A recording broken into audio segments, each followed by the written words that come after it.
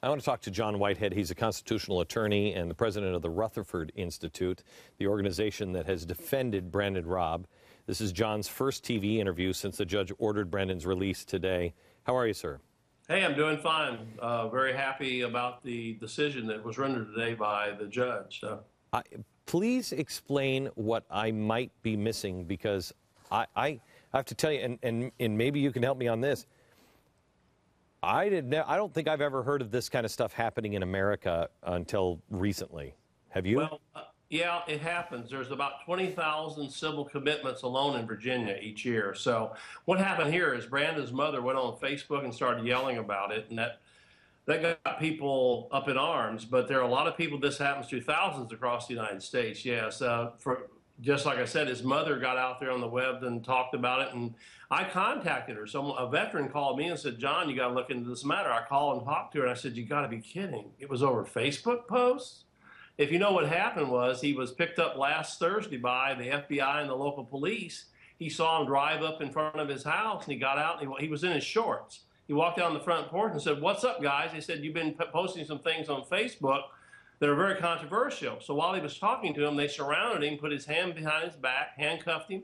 They wouldn't let him put his clothes on, and they put him in the police car. You can watch the YouTube video. His brother's girlfriend took the video of the whole event.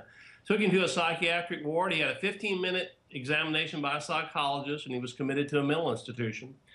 We had a hearing Monday, and they posted out all these so-called posts he made, but they were on a private Facebook grouping he had with his brother and his sister, and they were playing a game called Dear Illuminati, where they would say things to each other, and they were song lyrics. I mean, some of them were violent type of song lyrics, but you know, you can go back to the Rolling Stones and Beatles and get violent song lyrics. So that's what happened, and that was the evidence against him. Okay, so two things. One, how did they have a warrant for his arrest? No warrant for his arrest and no search warrant. Here was the key, because the police arrived and said, he said, what crime have I committed? They said, sir, you haven't committed a crime, and we're not charging you with a crime. And they haven't, and they're not going to. I've talked to the police and the FBI, and they say he committed no crime. His so-called problem was posting things about revolution. Well, I got it. But if there is no warrant for an arrest, if there is no warrant for search, I believe there's some place in the Constitution that you can't do anything. Oh, yeah. The thing is, we're getting ready to file a civil lawsuit. We're talking to the mother and Brandon, because he's been put through hell for a week. In fact, he was threatened today by some psychiatrists at the psychiatric hospital before he was released. But, yeah, under the civil commitment law in Virginia, the police can do this. They can pick you up. And there are civil commitment statutes across the country. Veterans have called me now, veterans organizations, and said, this is happening across the country, John. So I've got all these calls now from veterans saying, this happened to me, will you look into my case? And we're putting them all together. But the point is this is happening across America. This is not anything new. We've been asleep. I will tell you that I have talked to several military members who are special forces, who have been very concerned because they have seen this as well. They have seen that the military, to get some benefits, et cetera, are saying, yeah, post-traumatic stress syndrome, you just sign this, and that way you can get some benefits for it as they go out. And there are several military people at very high positions feel this is a setup, that the military is being made to look crazy. And again, like this man here, Brandon Robb, has never been under psychiatric treatment, and he owns no weapon, by the way. So he's a decorated Marine. He's a decorated Marine. Iraq and Afghanistan, 2 tours. What did they threaten him with today? Well, he called me from, they moved him 3.5 hours away just a couple of days ago, which kind of freaked everybody out, us too. So we filed a court order to get him back close to Richmond, Virginia, where he has 2 businesses, by the way. He's a businessman. And he said a psychiatrist came in, and I said, what's up? And I said, what did he say to you? And he said, he really scared me. I said, what did he say? He said, the psychiatrist said, I'm going to brainwash you. And I'm going to force you to take meds. And so he got right on the phone. He could call out, and he called me, and I said, man, they can't do that. They got to have a court order. And in Virginia, you have to have a court order to force you to take medications.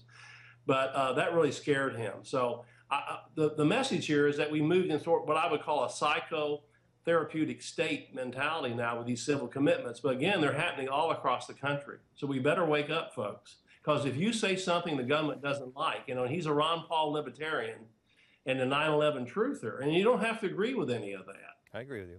We have rights under the First Amendment, as you know. I know. That's what I said. I don't know if you heard the opening monologue. I don't agree with 9/11 truthers, but I do stand for his right. I will be at your side the whole time. This is wrong.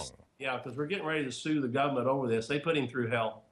All right, let me switch gears because I've never heard of your institution. Is the Rutherford Institute? Yeah. What is the Rutherford? We're a civil liberties organization. We handle cases that probably nobody else will. We have hundreds of cases going on across the United States, from all about the Bill of Rights, the First Amendment, the Fourth Amendment. We just were in a big controversial case in Phoenix, Arizona, where a pastor was put in jail for having a Bible study. And right. I mean, we do all kinds of cases. There's also another one out of Phoenix, and I wanted to get your opinion on, and I think you guys are representing this woman. She was giving water out in Phoenix. Is that you guys? Yeah, a Christian festival. Yeah, she was giving free bottled water. It was 112 degrees. So a neighborhood preservation officer walked up to her under their zoning laws and said, "You're violating the law. You have to have a permit, or we're going to fine you and take the water away." Well, she didn't know what to do. She called us. So we looked at the law. The law actually says you have to be putting things up for sale. So we've asked the city of Phoenix for an apology, but I don't think we're going to get it. We'll probably have to sue them as well. But she was handing out free water at a Christian festival. Okay. Let me ask you just one last question, because you said, several times now, this is happening all over the country. And to veterans, I think. I think they're being targeted. Yes. Yeah, I think so too. Look at the Homeland Security memos. The extremism memos mentioned veterans. Yeah, that was really frightening. Yes. Okay, so you're not seeing this same kind of activity for the left, are you? I mean, the Occupy Wall Street, they're saying it on national television, and nobody's scooping them up and putting them up in mental institutions. I don't know, because what happens is people disappear. As I said, this mother got on Facebook and started yelling about it, and I had veterans call me and say, "Look into this." But I'm getting calls from everybody now. Again, we have to really understand what's happening. This is happening all across America, and I think veterans are being targeted. But anybody that the government perceives as a threat can be arrested and put in a mental institution now. Okay. The next one is this, was this going on under the Bush administration widespread like this? Is this a new? No, it's been going on for years. Like I say, 20,000 people alone in Virginia. Civil commitments. That's what they call them. The police arrive, they arrest you, they don't charge you with a crime, and they take you to a mental institution. We're looking wait a minute, but wait. For political statements? Political statements, yes. And other things, of course, but the ones we're hearing about are for political statement, yes. So what the message, especially by the FBI, is if you are a 9/11 truther, that's what I'm hearing mainly.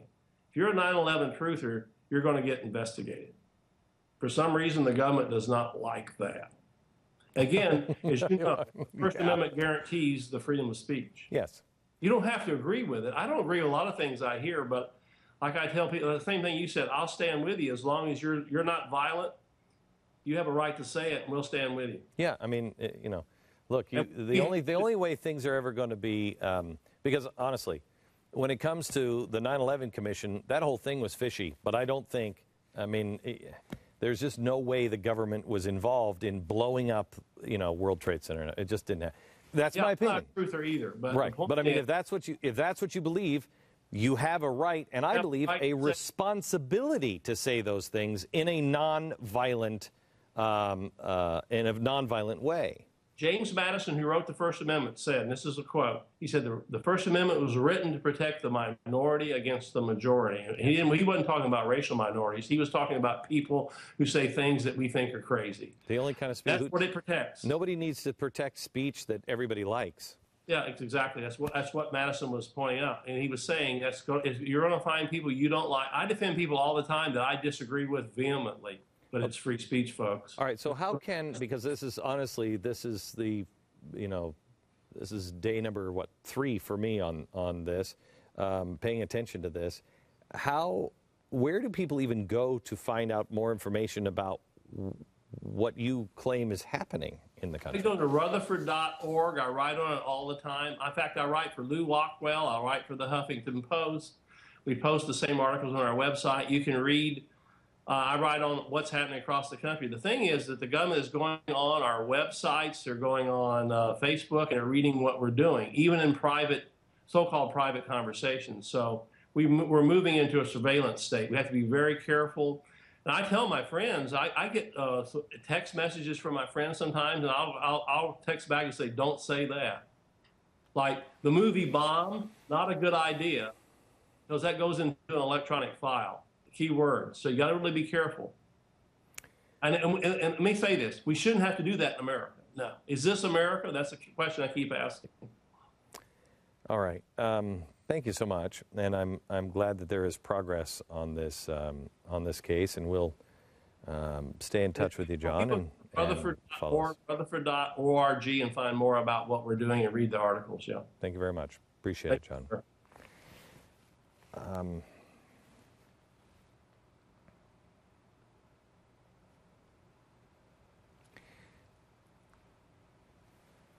The world is a very dangerous place because many will try to deceive you. Many will think they're right and they are not. Many will take things that are innocent and turn them into something nefarious. I want to make it very clear that from what I know of this story, this is an outrage. He kind of threw a lot of chips down on the table here. And there were some things that stick out to me as flares of caution. But the one thing we should be reckless with is our defense of people who have opinions that we don't agree with. I have never asked for a boycott. I've never asked for someone to be fired. Right after 9/11, when Bill Maher said, that at least the bombers from Saudi Arabia were not cowards, and ABC fired him, I stood up for him. And I think he's a despicable human being. If we can't meet on the battlefield of ideas, as George Washington said, if we can't speak to each other openly, if we are paranoid and watching over our shoulder, we lose the essence of who we are, and we will never be a great nation again. We must be vigorous in our search for the truth, question with boldness, hold to the truth, and speak without fear. But first things first, question with boldness. Buckle up, I have a feeling this is going to be an interesting ride.